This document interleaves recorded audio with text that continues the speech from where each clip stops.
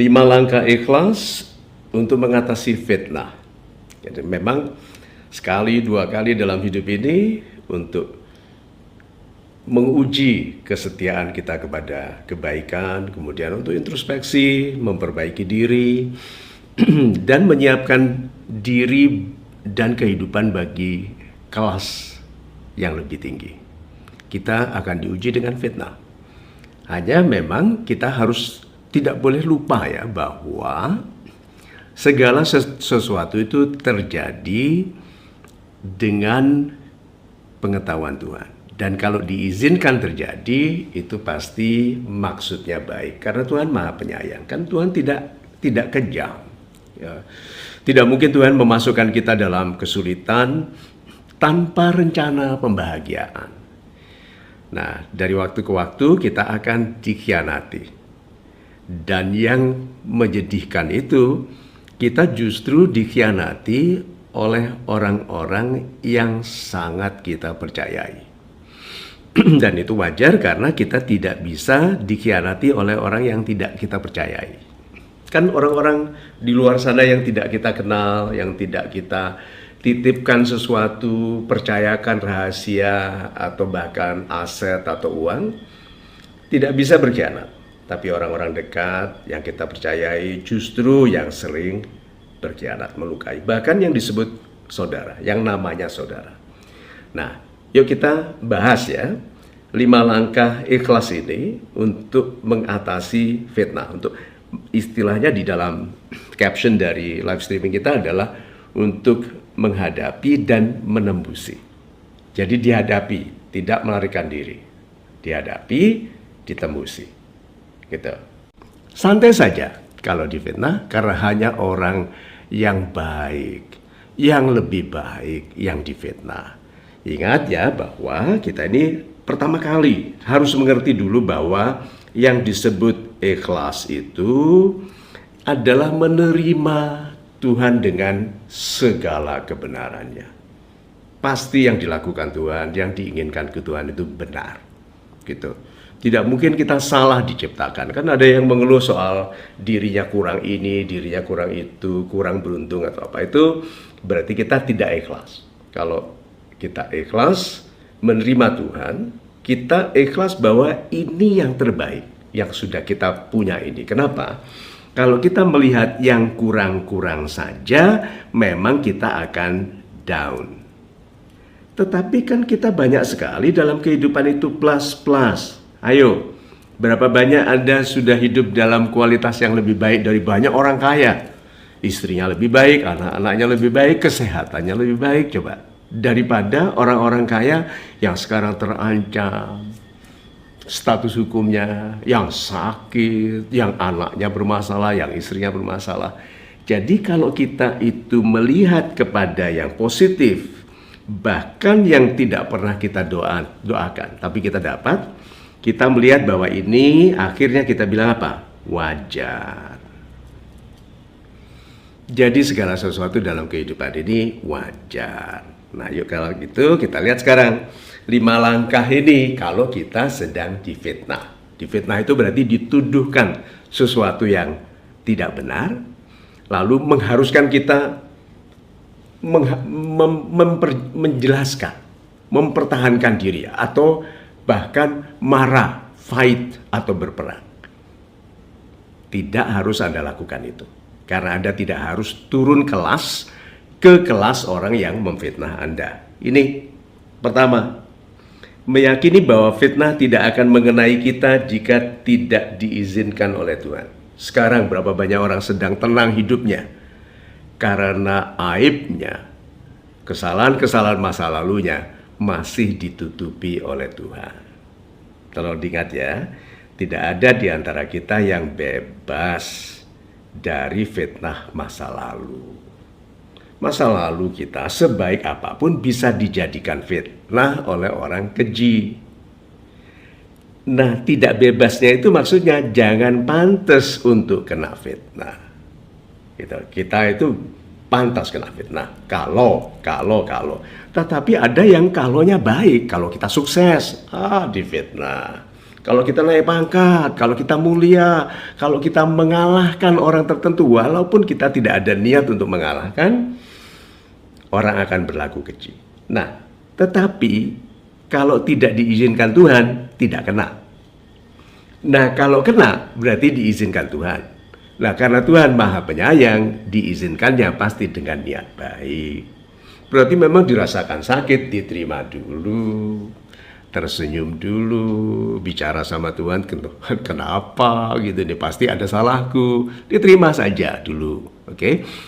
Anda bisa marah dan semakin merusak keadaan, atau Anda bisa diam, lapor ke Tuhan, lalu bilang, Tuhan bantulah aku untuk semakin mengerti bahwa ini pasti ada maksud baiknya. Nah, yang kedua, mensyukuri bahwa kesetiaan kita kepada yang benar itu perlindungan. Ini kan, kalau kehidupan itu yang negatif, ini nanti banyak masalah, itu kegentingan, yang genting-genting itu, oke, sulit itu kalau kita bersikap negatif. Dan kalau positif, oh itu penuh berkah, gitu loh, rezeki, mulia, nih. Nah, kita syukuri bahwa kalau kita itu setia kepada yang benar, berarti ini ya, setia kepada yang benar, kita itu dicegah masuk ke kesulitan. Nih, jadi sebetulnya orang yang setia kepada yang benar itu dilindungi. Jadi sebetulnya kebenaran itu adalah perlindungan. Kan kebaikan itu adalah pagar. Kalau kita keluar dari kebaikan, mulai kita gelisah loh. Mulai kita dikejar oleh tanggung jawab atas kesalahan kita. Jadi kalau gitu, berada di dalam pagar kebaikan itu perlindungan. Yang kedua.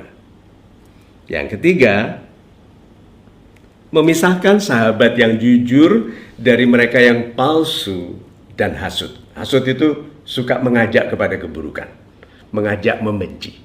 Mereka bekerjanya di mana-mana, ada pewarta aib gitu toh, pencari fakta negatif, pencari kesalahan aib orang. Ini cara mereka mencari rezeki, padahal itu digambarkan oleh Tuhan seperti pemakan bangkai saudaranya sendiri.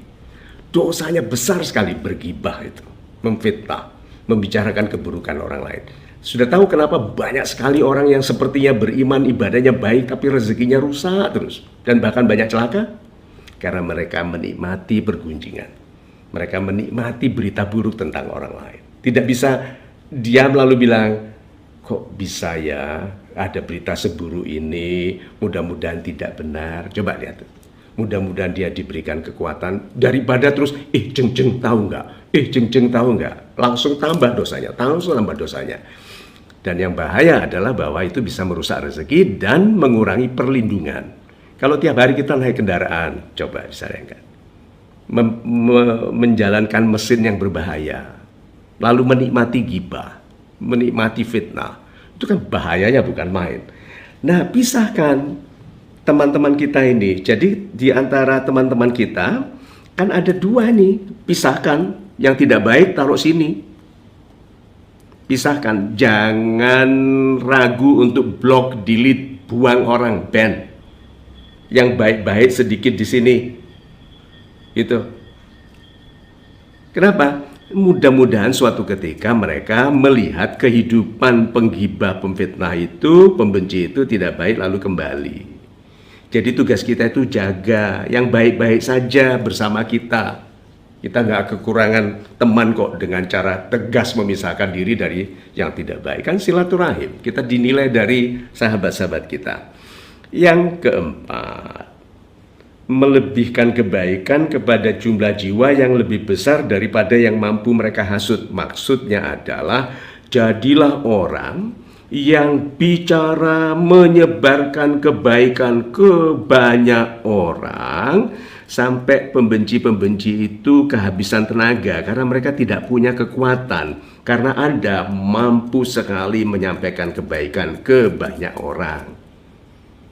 Itu sehingga orang-orang yang negatif tidak bisa dihindari, karena nabi, rasul, utusan Tuhan pun ada pembencinya, ada pemfitnahnya, ada pengkhianatnya, apalagi kita manusia biasa. So, sabar saja, biarkan mereka tidak akan berkembang. Kan kaum beragama yang beriman kepada Tuhan lebih banyak daripada yang tidak. Dan yang tidak itu tambah lama, tambah mendekat kepada Tuhan. Dengan berjalannya usia dan menua, rusaknya rezeki, rusaknya keselamatan, kan mereka tahu, aku harus baik, aku harus baik, aku harus baik. Jadi kalau begitu pisahkan, lalu bangunlah kebaikan, sebarkan kebaikan sampai yang bersikap positif kepada Anda lebih banyak, dan itu langsung disponsori oleh Tuhan. Tuhan yang mensponsori orang baik. Yang ini kan masalah waktu saja sebelum mereka diperhitungkan. Kan karma itu ada. Coba lihat deh di YouTube, instant karma. Betapa cepatnya kadang-kadang pembalasan. Bukan karma dalam konsep agama ya, tapi karma sebagai sebab akibat. Nah, yang terakhir, kita itu hanya harus meneruskan kehidupan dengan ikhlas dalam kebaikan. Ya sudahlah, kata-katanya kan begitu. Ya sudahlah. Kalau kamu baik kan kamu tetap di sini. Kalau kamu baik kan kamu tetap bersamaku. Kalau kamu belum baik di sana Ki, biar aku meneruskan kehidupan bersama orang-orang baik yang mencintaiku. Daripada kita menguras tenaga menyamai kerendahan perilaku dan bahasa dari orang-orang tidak baik, lebih baik kita berfokus menggunakan waktu kita untuk melayani orang-orang yang mencintai kita. Jadi kalau gitu sahabat-sahabat saya yang baik hatinya, ini sementara tidak bisa panjang-panjang kita bicarakan dalam live streaming, tapi mudah-mudahan ini sudah bisa mulai memberikan gambaran tentang langkah-langkah untuk berlaku ikhlas mengatasi fitnah.